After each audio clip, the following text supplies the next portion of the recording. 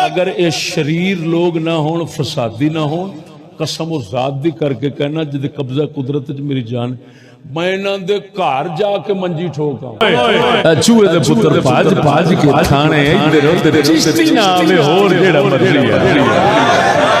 अब बगैरत दे बच्चों ऐ तुहाडियां परेशानियां, ऐ तुहाडा थाणियां विच रोना धोना दसदा है तुसी साडे मुकाबले जोगे है ही नहीं।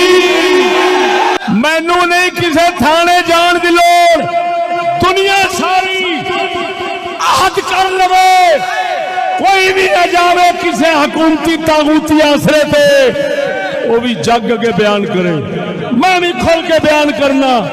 फैसला लोगों दे सट्टो, जिदे पासे हक होगा जग आपे लग जी। बहुत खूब क्या बात है। गिद्दड़ दे पुत्र लख लानत ताड़ी जिंदगी दे बगैरत दे बच्चे फिर आंदे ने असीं हक बयान, लख लानत कमीने दे पुत्रा, कदी हक वाला भी डरदा है।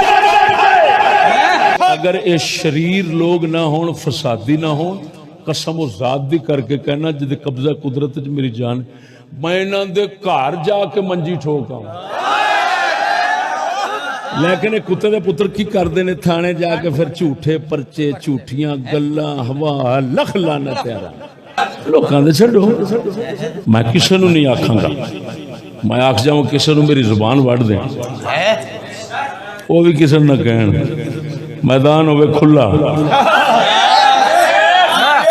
इल्म दी जंग इल्म दे नाल होवे, ना वो असला चुकन, ना लड़ाई ते आउण, ना किसी गल ना थाने ना इधर।